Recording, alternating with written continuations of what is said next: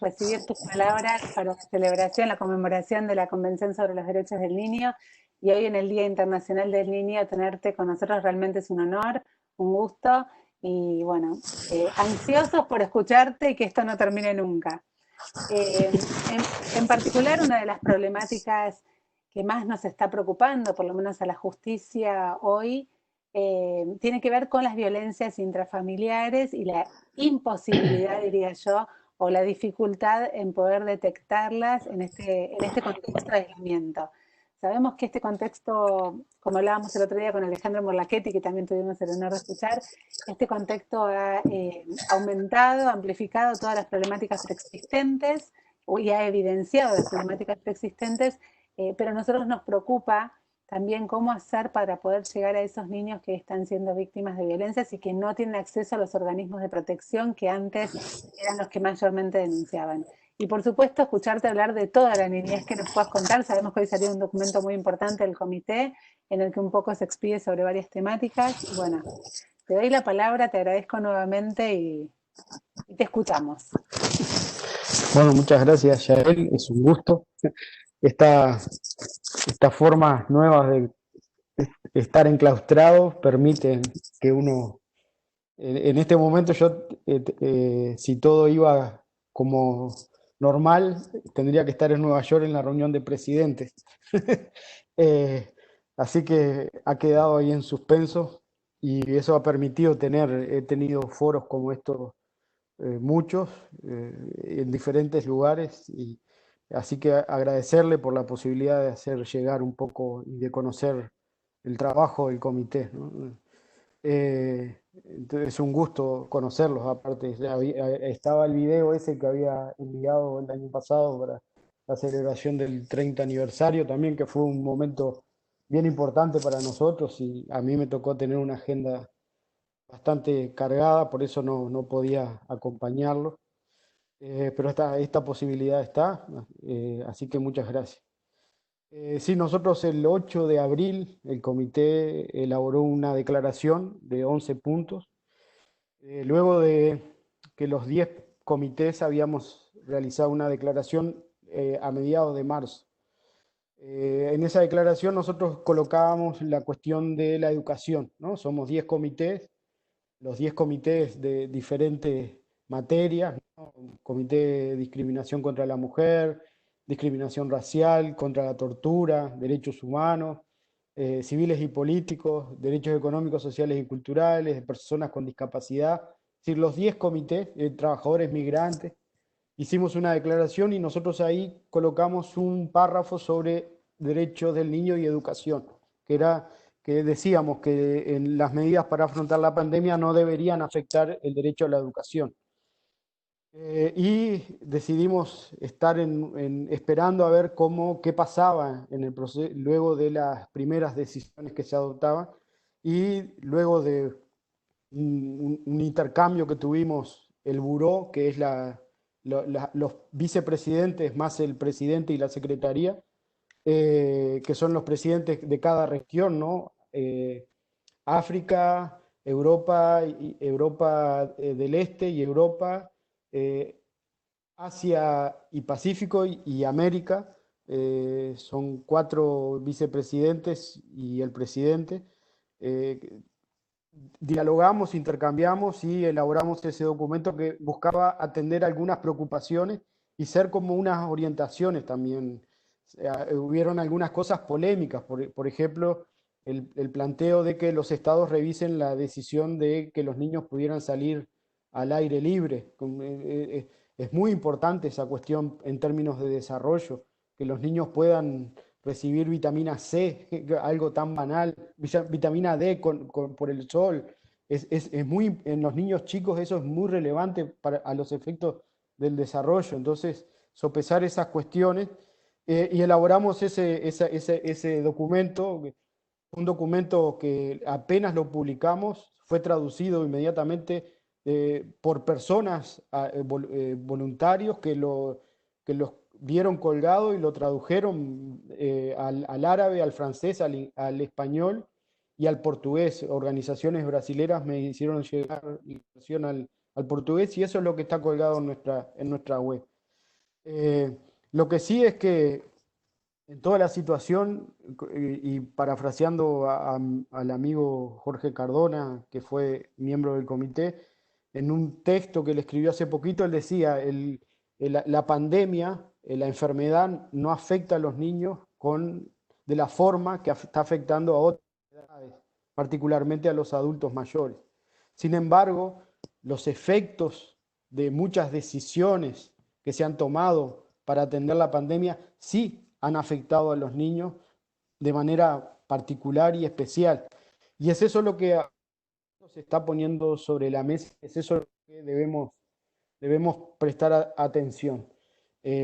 Para manejar datos nomás, la tercera parte de la población mundial estuvo en confinamiento durante el primer mes. De esa tercera parte, 1.500 millones de niños se vieron afectados por el cierre de las escuelas. El secretario general de Naciones Unidas, en un documento que publicó hace unas semanas que se llama COVID-19 y Derechos del Niño, alertó de que a partir de la pandemia, entre 42 y 66 millones de niños han pasado a condición precaria y con riesgo de caer en pobreza. Y el UNICEF, hace 2 semanas también, hizo un llamado y una alerta a los estados porque la proyección que hacen es que en niños menores de 5 años por día pueden morir 6.000 niños por causas totalmente evitables. Entonces, ese es el escenario que ha hecho que busquemos atender y dar respuesta de alguna forma con esa declaración. Y con un mensaje muy fuerte. Los derechos humanos, a pesar de la pandemia, no pueden suspenderse. Reconocemos que los estados tienen la posibilidad de afectar durante un tiempo acotado algunos derechos, restringir el ejercicio de algunos derechos, pero eso tiene que ser acotado en el tiempo. Pero lo otro que es muy importante para la infancia es que el acceso a servicios que son básicos, como la salud, la educación y otros servicios sociales, no deben suspenderse. Y hay que ir a la búsqueda de esos niños este tipo de servicios.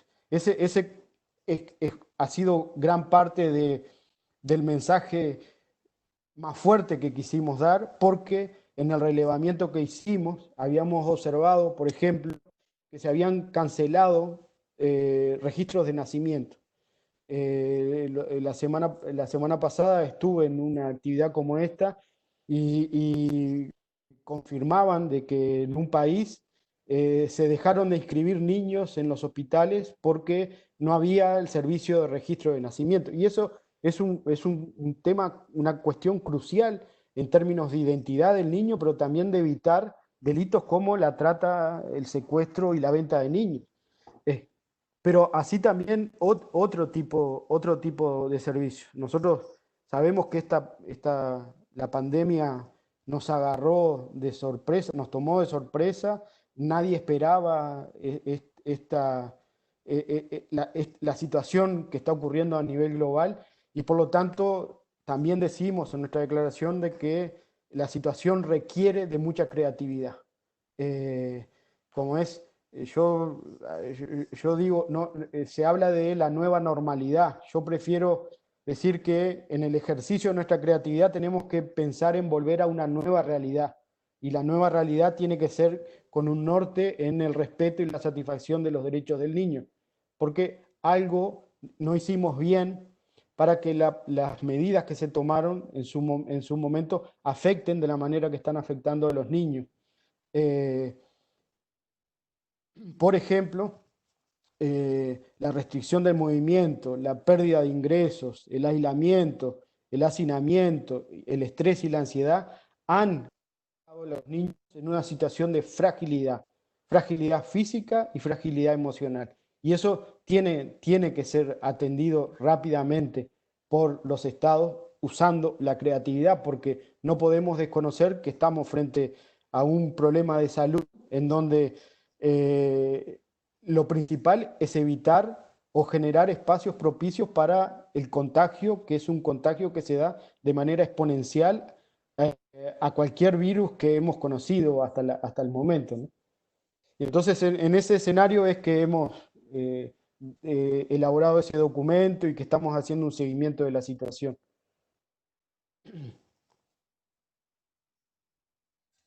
Perfecto. Y te hago una consulta con relación puntualmente a, bueno, en realidad son dos preguntas. Con relación a los estudios, estas desigualdades que mencionabas y esto que no estábamos preparados, también evidenció que los niños que no tienen acceso a plataformas digitales o a la luz o a computadoras quedan en desigualdad de condiciones con aquellos que sí tienen. Em, y se han pensado o se han hecho alternativas, por lo menos en las jurisdicciones que yo conozco, que permiten una cierta equiparación que tiene que ver con la entrega de cuadernillos, que tiene que ver con la entrega de material. ¿Es esto suficiente para la educación? ¿Es la educación hoy por hoy lo más importante que se evalúa o es la salud mental? Digo o y no y porque a veces la exigencia, estamos viendo también que la exigencia ha puesto en riesgo la salud mental de muchas niñas, niñas y adolescentes y padres también responsables. Esta sería una pregunta con relación a lo educativo que te quería hacer. Y la otra es esta imposibilidad de estar conectados o de que los niños concurran a la escuela limita el acceso a conocer cómo están ellos en situaciones de violencia y estas cuestiones. ¿Existe alguna estrategia o hay algo que se pueda realizar desde el Estado para poder conocer la situación de los niños sin ser ingerentes, ¿no? Porque tampoco es entrar a las casas y ver cómo están, porque hay como toda una injerencia normal por esto, bueno, normal, digo, que se está dando. Sí. Sí, nosotros ahí en nuestra declaración valoramos la educación online como una herramienta importante, pero decimos que no podemos perder de vista que quizás con esa herramienta se pueden profundizar algunas desigualdades. Eh, Porque en nuestra región, que es la región más desigual y violenta del mundo, no todos los niños tienen el acceso y la conectividad que les permita, que les permita acceder de manera online al curso educativo como debería ocurrir normalmente. Entonces, creo que el comité también hace un llamado a no perder de referencia la figura del docente, del maestro, en ese rol de mediación del niño con la comunidad, pero también de la importancia que es la presencia física para el niño. Yo hace poquito leí una entrevista a un pediatra y a una pedagoga y filósofa española diciendo que la escuela tiene que ser repensada a partir de lo que ha ocurrido con la pandemia y repensada a partir de cuatro características, dicen ellos, ¿no? Una escuela íntima, es decir, a escala humana, de grupos más chicos. Si uno mira los reclamos de los gremios, bueno, ahí se está contemplando una cuestión, ¿no? No clases de 20 alumnos, 30, 40 veces, sino pensar en una escala humana. Mutua, dicen estos autores, es decir, que sea unida y vuelta con la comunidad y que quizás requiera de otras presencias. Ellos hablan de voluntarios, de otras disciplinas en el aula también, para hacerla más orgánica, también plantean, e incluso la presencia de la familia en el aula. La otra dice coherente, porque dice uno de los mensajes más eh, malos que ha tenido la pandemia es orden y contraorden. Como todo era sobre la marcha, entonces ha habido una sobregeneración de normas que han hecho muy difícil para los niños entender lo que estaba ocurriendo. Entonces, lo que necesitamos es volver a una escuela coherente, donde las reglas sean reglas entendibles para los niños, que mantengan coherencia. Y por último, ellos dicen renaturalizada, y con la renaturalizada es de un diálogo con la naturaleza. ya sabemos que el ambiente cerrado es un ambiente propicio para que el virus se desarrolle y contagie. Y el lugar abierto, la naturaleza, es donde las posibilidades de contagio se reducen. Entonces hablan en esa cuestión también, pero planteando de que la escuela tiene que tener una reconexión con la naturaleza.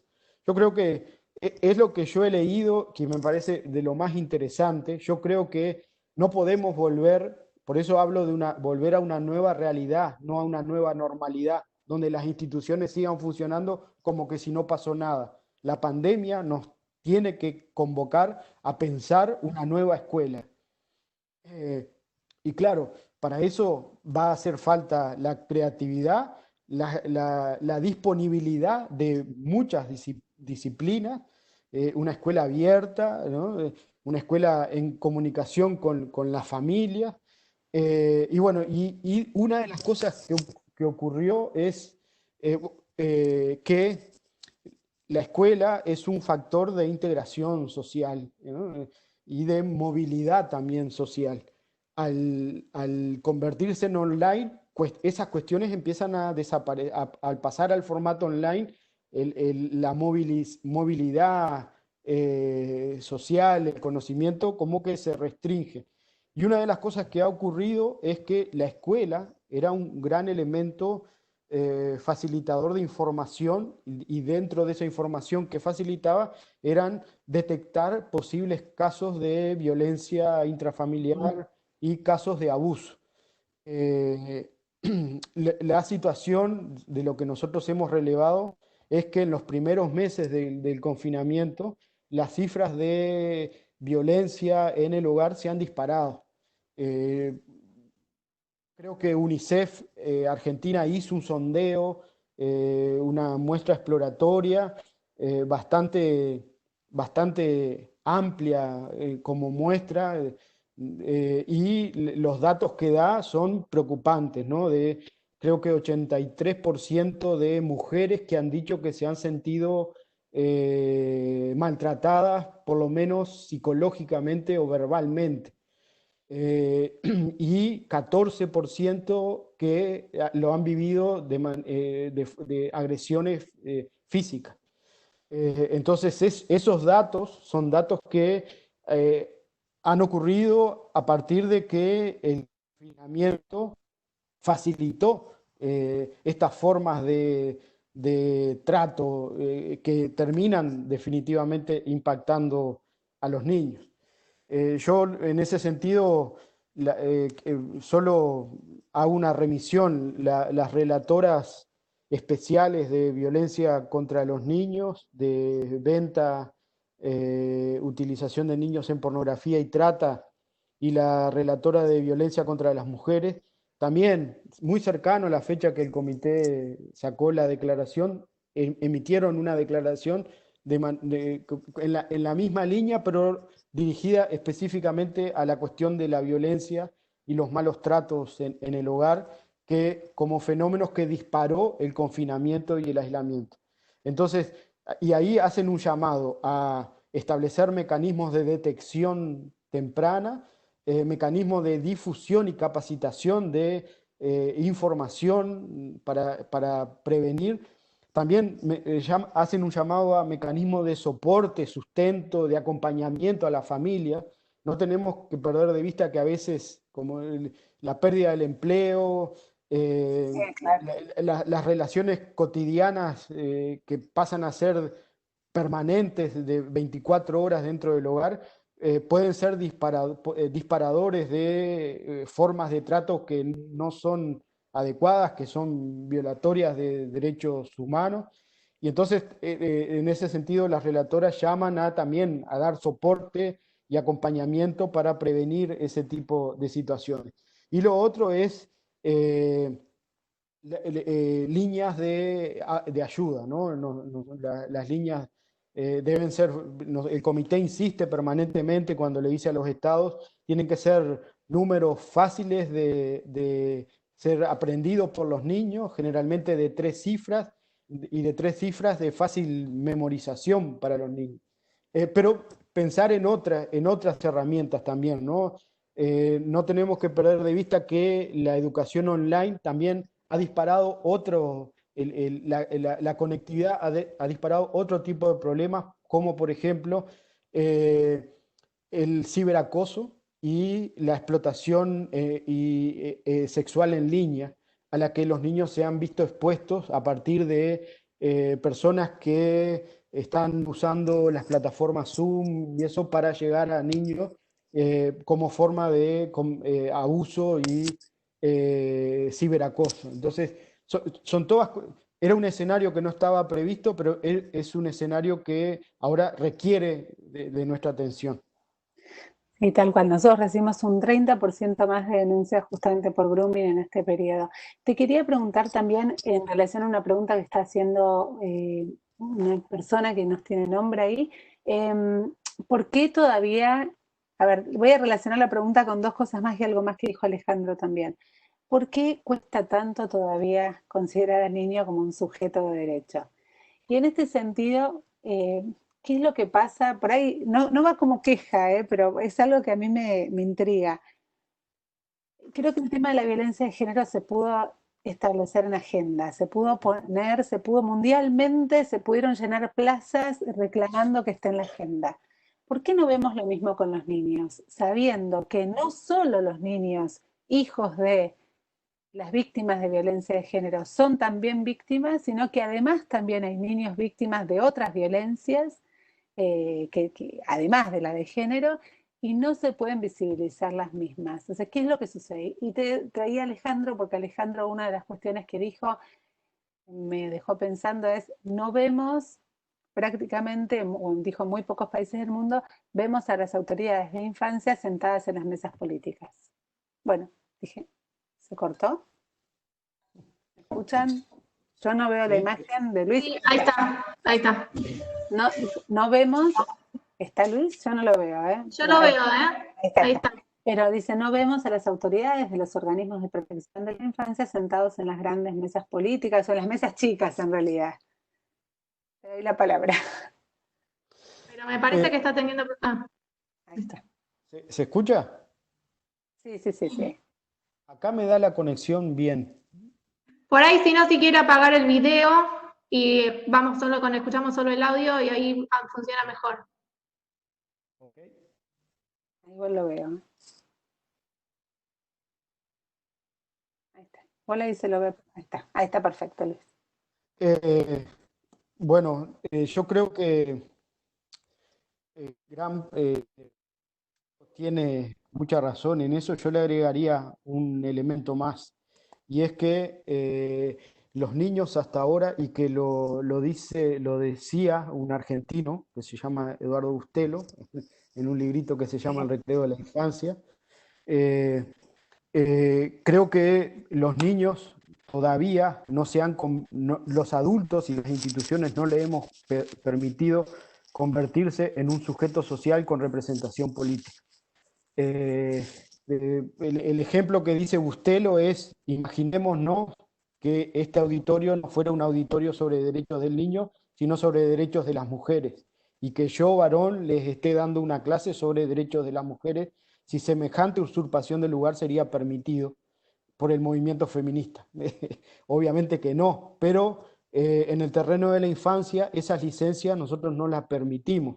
Y estoy yo hablando en nombre de los derechos del niño sin que ellos me hayan puesto en ese lugar de representación.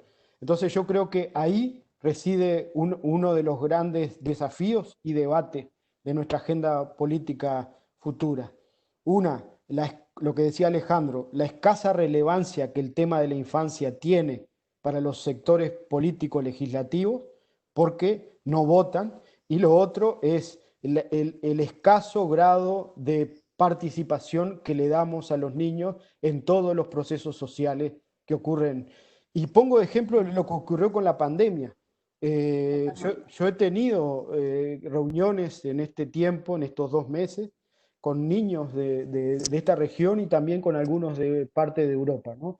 Y yo me he encontrado con niños totalmente consustanciados con el momento histórico que estamos viviendo, pese a que ningún adulto y ninguna institución les ha explicado lo que estamos viviendo y las medidas que se tomaron.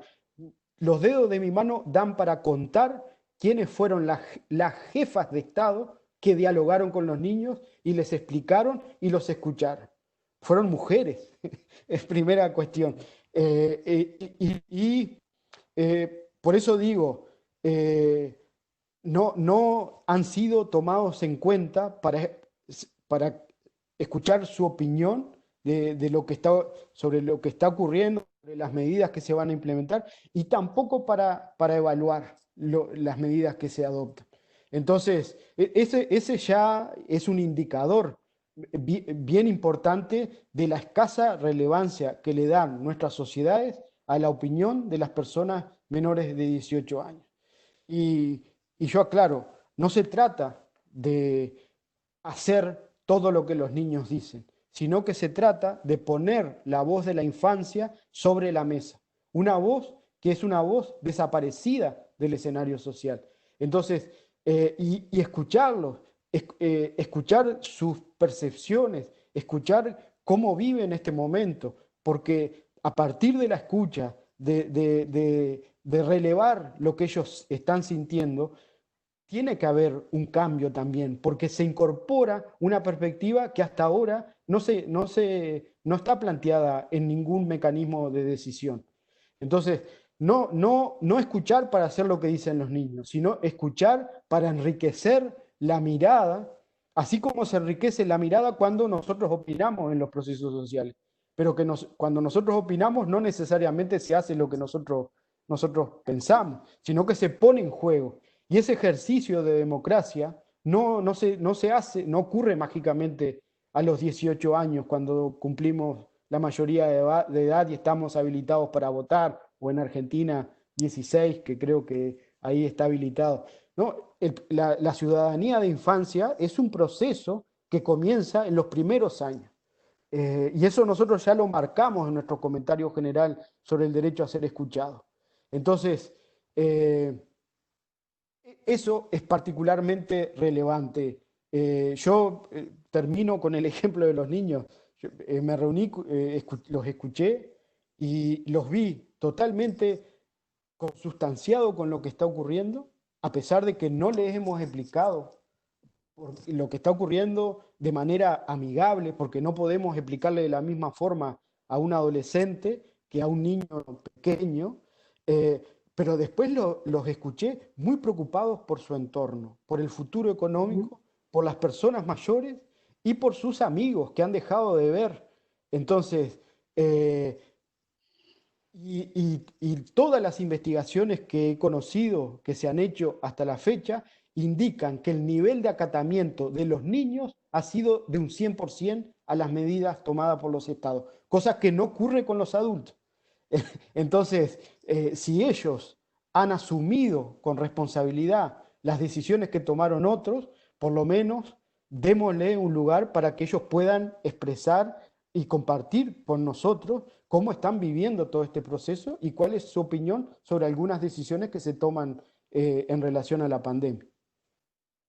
Sí, Luis, nosotros hicimos una mesa con expertos en salud mental que atienden a niñas, niñas y adolescentes, y esto es lo que transmitían, ¿no? Tus palabras, que en realidad nadie los escuchó a ellos. Estamos todos suponiendo que necesitan ir una hora al parque y en realidad están gritando desesperados que necesitan saber algo de sus amigos, pero no por una computadora, ¿no? Saber que siguen existiendo, sobre todo en determinadas edades. Sí. Eh, Hace poquito unos sociólogos españoles hicieron una investigación, se llama Infancia Confinada. Ahí voluntariamente generaron una encuesta online. Ahora se repitió acá en Uruguay, la hicieron acá en Uruguay, la están haciendo en México y algo parecido en Chile. Y es relevar la opinión de los niños durante el confinamiento. Y a mí me tocó escribir un prólogo para la publicación de la primera investigación en España, y a mí me llamó la atención lo esperanzador que es la mirada de los niños sobre el futuro. En ningún momento ellos hablan en términos belicistas, de que esto es un combate, una guerra, la pandemia, no. Ellos totalmente desde otra perspectiva, pero mucho más sana, más humana, y su perspectiva para el día de mañana, ¿no? Es decir, tremendamente esperanzadora, con propuestas. Y yo creo que no darnos cuenta de esa potencialidad es un desperdicio. Yo lo que he visto hasta ahora es una gimnasia de participación, le llamo yo, que es hacer parlamentos, invitar un día a los niños a que se conviertan en políticos y después al otro día toda la vida sigue como si nada hubiera pasado.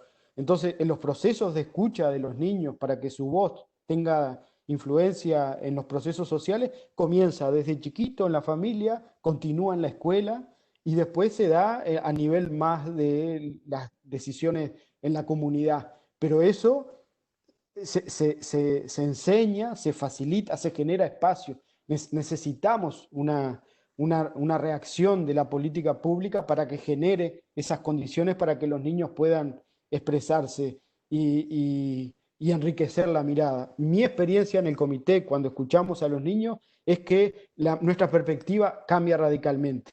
Los elementos que incorporan ellos al debate son elementos totalmente novedosos o elementos olvidados para los adultos, como por ejemplo nuestra perspectiva del juego. Los adultos ya no jugamos y nos olvidamos que el juego constituye un elemento fundamental en el crecimiento y en el desarrollo de los niños y que debemos relevar eso porque es a través del juego que los niños muchas veces, que los niños se socializan, aprenden reglas, se desarrollan, se inmunizan, ¿no? Entonces, esas cuestiones que la pediatría, la pedagogía nos están indicando han sido las cuestiones que se han olvidado en el proceso de pandemia.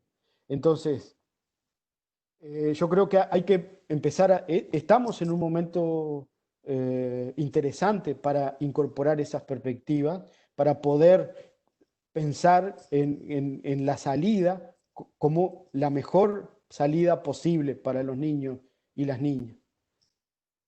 Absolutamente.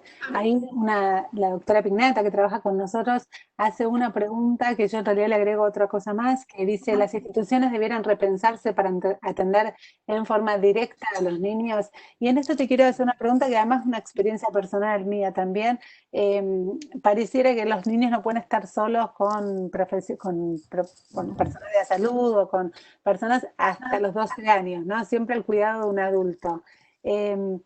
¿Qué nivel de intimidad o qué posibilidad tiene un niño de manifestar algo que le está pasando si siempre tiene al referente al lado? ¿Sí? Esto también en la línea de la violencia, o sea, ¿cómo podría una institución que solamente recibe con los representantes a los niños, cómo puede tener una comunicación directa con los niños? ¿Cómo se puede pensar una institución que solamente que reciba al niño en uno a uno, que no sea siempre la escuela? Porque esto nos muestra también que la escuela no siempre va a estar abierta en situaciones así. ¿Se comprende Sí, yo soy un convencido de que las edades son solo orientaciones para guiarnos, pero no podemos hacer una raya y decir 12 años y de 12 años en adelante escucho, porque quizás un niño chico esté en condiciones, si se lo apoya, se lo sostiene, de expresar un juicio propio y de hacer valoraciones sobre el entorno. Entonces, es ahí donde nosotros tenemos que entender y sacarnos, pensando en la pregunta de, creo que es Norris, ¿no? Sí. De Norris, es eso, es el mayor esfuerzo no lo tienen que hacer los niños, tienen que hacer las instituciones para volverse instituciones adaptadas a que los niños puedan ser parte del proceso de toma de decisiones y explicar las cuestiones. Lo mismo con el consentimiento informado, el consentimiento médico. El comité, en el comentario general sobre adolescencia, establece una edad, pero el comité es consciente que por debajo de eso hay niños que están en condiciones de expresar, de formarse un juicio propio y que es obligación de las instituciones y de los adultos de generar las condiciones para que los niños puedan también en cualquier edad expresar su opinión. Y en realidad lo expresan, y lo expresan desde el momento del lenguaje no hablado, del lenguaje por el cual nos expresamos nosotros ahora, y eso lo entienden los pediatras. Entonces, esas cuestiones tienen que ser incorporadas. Por eso, yo creo que hay que un aprendizaje que nos deja la pandemia es la forma de toma de decisiones, ¿no? Los jefes de Estado se han reunido de equipos de profesionales de primera línea y han pensado la política pública a partir de las opiniones de esos científicos. Lo que le ha faltado a esos equipos es incorporar las otras perspectivas, las más sociales, porque estoy seguro que si los científicos, los infectólogos, los virólogos, los médicos hubiesen tenido una disciplina como la pedagogía o la psicología, que puedan plantear la cuestión del desarrollo evolutivo y cómo el confinamiento, la exposición a las pantallas generan problemas en el desarrollo. La exposición de niños está probado por la neurología de que la exposición por largos ratos a los rayos de las pantallas genera problemas en el desarrollo neuronal de los niños desde temprana edad. Entonces, esas cuestiones deben ser sopesadas con las opiniones que orientaron la respuesta a la pandemia. No digo el conocimiento médico y de los virólogos no es importante, no, es importante, pero también la Convención de los Derechos del Niño requiere una mirada holística y por lo tanto requiere de una diversidad de saberes para buscar la mejor respuesta posible. Y quizás a veces las respuestas quedaron flojas desde esa perspectiva. Pero los niños, nosotros en septiembre del 2018 hicimos nuestro día de debate general sobre los niños defensores de derechos humanos, ¿no? Y los niños nos dijeron ahí, nada sobre nosotros sin nosotros. Entonces, y lo remarcaron, a participar se aprende participando. Entonces, el gran esfuerzo tiene que ser por parte de los adultos de generar las condiciones para que la participación de los niños que se da poniendo en juego la voz pueda ocurrir en instituciones que sean amigables. Nosotros tenemos un debate en el comité porque la experiencia nuestra es la voz de los niños enriquece la perspectiva. Y que lo digan los niños tiene una fuerza que no la tiene cuando lo dicen los adultos porque parte de su propia experiencia. Entonces, el esfuerzo para convertir el ambiente de una sesión en Ginebra, que es una sesión muy formal, en donde yo estoy de saco y corbata, de traje, y tengo una ritualidad que me da la formalidad de funcionamiento de la sesión, bueno, eso lo tengo que hacer accesible, entendible, y no que los niños lo vean como una cuestión de hostilidad, ¿no? Obviamente, frente a esa ritualidad, esa formalidad de la que yo soy incapaz de explicarle al niño, el niño se va a sentir retraído, va a sentir como que eso es hostil a su experiencia de vida, ¿no? Entonces, la mayor transformación para el derecho a la expresión del artículo 12 de la Convención es de los adultos transformar nuestras formas de trabajo para que la voz de los niños esté presente permanentemente en todo lo que significa su vida. Absolutamente. Acá tengo una pregunta, no sé ya si querés que... A ver, dale. ¿O querés preguntar vos? Nos dice, la observación 6 del documento del 8 de abril del comité refiere a que el confinamiento puede exponerse a los niños a una mayor violencia física y psicológica en el hogar. En este contexto de confinamiento o aislamiento, ¿cómo deberían actuar los organismos de protección y demás actores que conforman el sistema de protección para estar alerta a situaciones o indicadores de violencia o maltrato contra niños, niñas y adolescentes.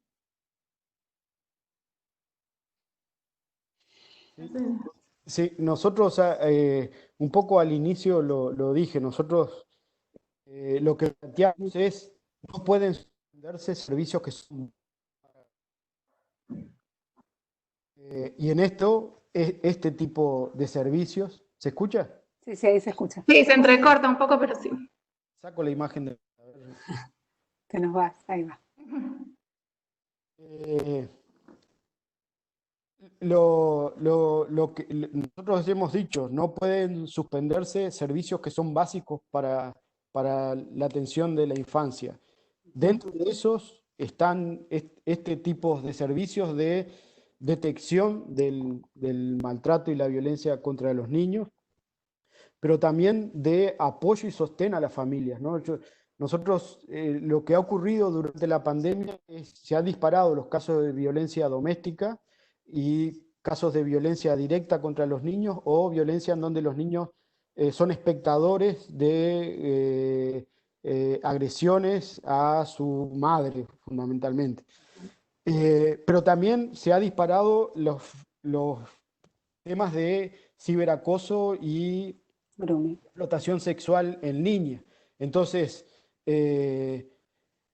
las familias no pueden quedar libradas al azar. Las familias necesitan de soporte para poder enfrentar esas situaciones. ¿Cómo actuar frente a un acosador en línea? ¿Cómo actuar? ¿Qué mecanismos tengo para denunciar y defenderme? Entonces, hay un tema en la convención que aparece en el preámbulo y es el que uno repetimos quizás muchas veces sin saber bien qué queremos decir, y es el tema de la corresponsabilidad social. Yo no puedo transferirle a la familia responsabilidades si antes no genero condiciones para que la familia pueda llevar adelante ese tipo de responsabilidad.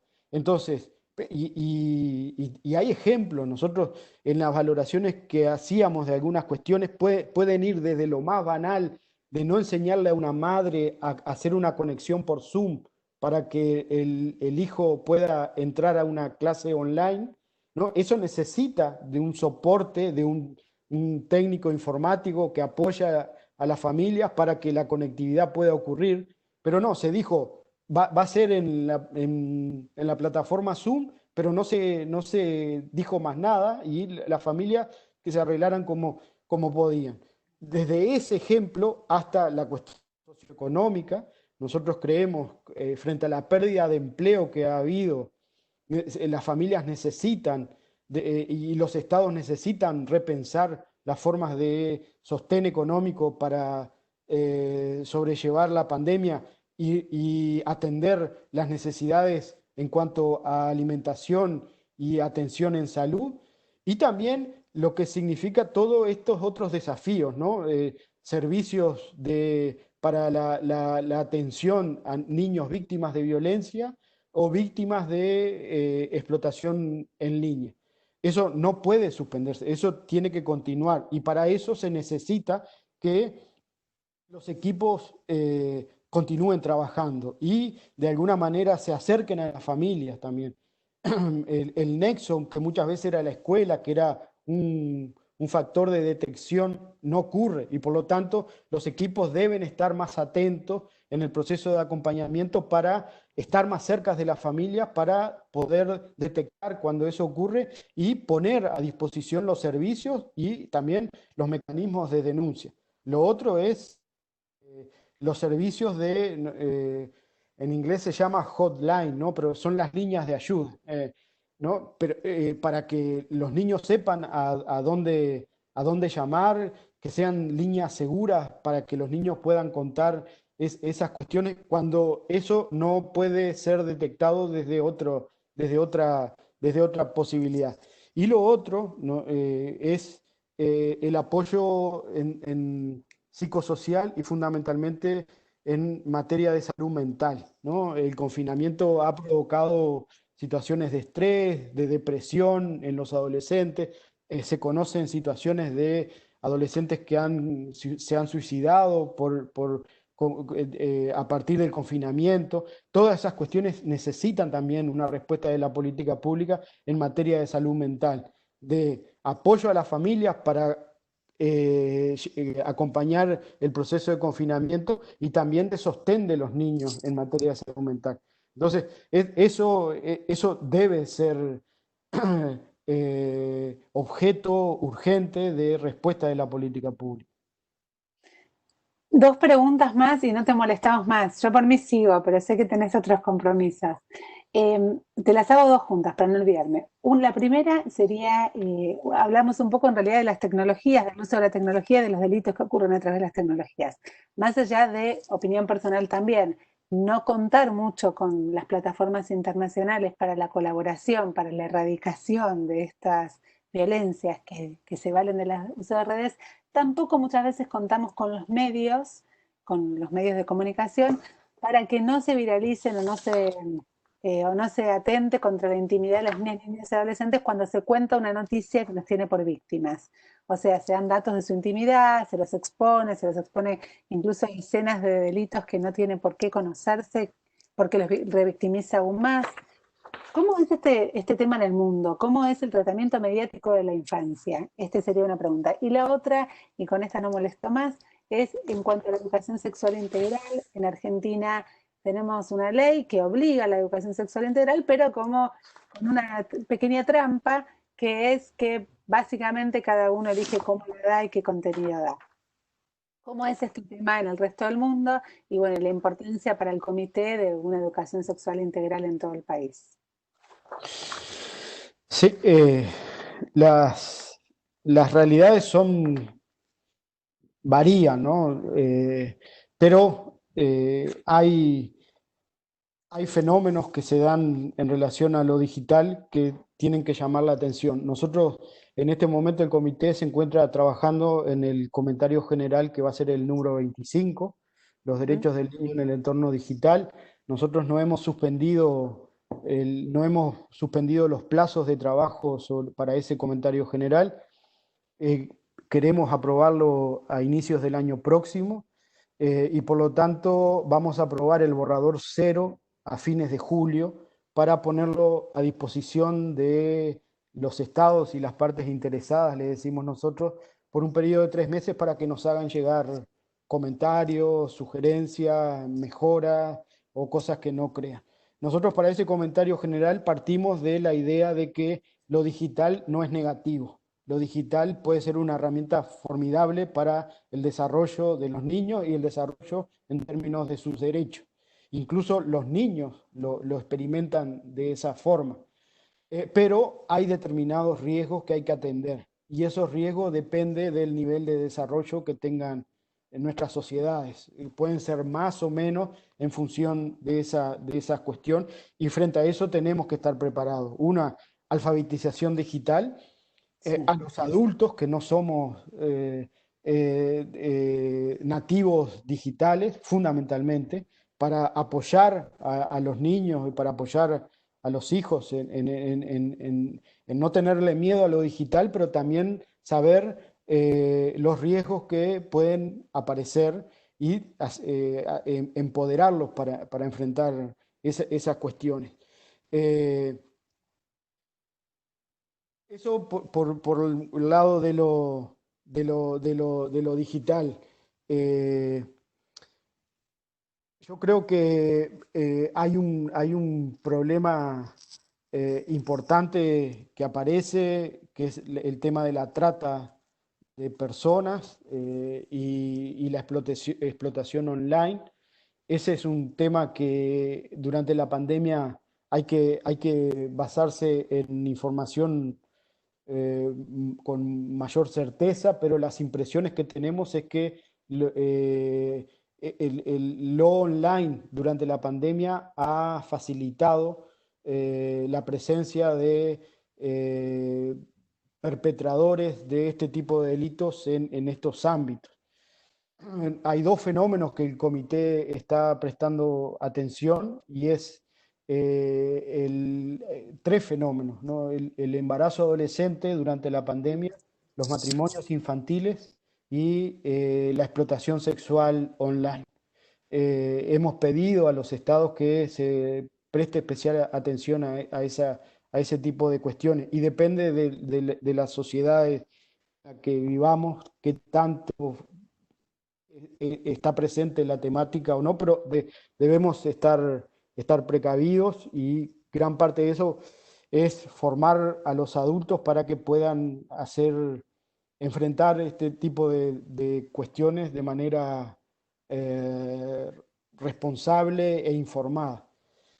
Eh, la segunda cuestión sobre educación sexual, nosotros ahí yo voy a Argentina, yo lo que digo, de la pandemia, no hay que de la pandemia se sale desde mi perspectiva, con algunas orientaciones que están presentes en nuestros comentarios generales, en especial el comentario general en temas de violencia y eso, el comentario general 8, que es sobre malos tratos, y el comentario general 13, que es sobre violencia contra los niños. Y la otra herramienta, y que es una herramienta bastante nueva para Argentina, nueva no reciente, son las recomendaciones que nosotros elaboramos en octubre del 2018 al Estado argentino, y que yo las estuve viendo antes de esta reunión y mantienen una vigencia bien importante, ¿no? Ustedes vayan al párrafo 23 y ahí nosotros tenemos un largo catálogo de qué le pedimos al Estado argentino en materia de violencia contra los niños, ¿no? Le pedimos una evaluación amplia de las causas, de los factores de riesgo, de la naturaleza de la violencia. Le pedimos una estrategia nacional, un marco de coordinación, y que se fomenten programas orientados y basados hacia la comunidad para empoderarla, para abordar este tipo de cuestiones. Después, sobre explotación sexual, está el párrafo 24. Yo, si quieren, se los puedo pasar, está en nuestra página web, pero a veces no es muy fácil, pero se las puedo enviar a las conclusiones y observaciones del comité. Y nosotros, en el capítulo de salud sexual y reproductiva, nosotros le planteamos a la Argentina algunas cuestiones. Una es esto de la educación sexual. La educación sexual tiene que ser un proceso desde los primeros años que ocurra en todo el sistema educativo, debe tener una coherencia y debe generalizarse en todo el país. Nosotros ahí hemos visto las diferencias incluso entre las provincias. Hay provincias que no tienen nada en la materia y hay otras que tienen líneas de trabajo súper interesantes. Entonces, eso debe ser parte de una política educativa del Estado argentino en esa materia. Nosotros también le hemos dicho que todo esto se hace ahí también hemos planteado la cuestión de la interrupción voluntaria del embarazo.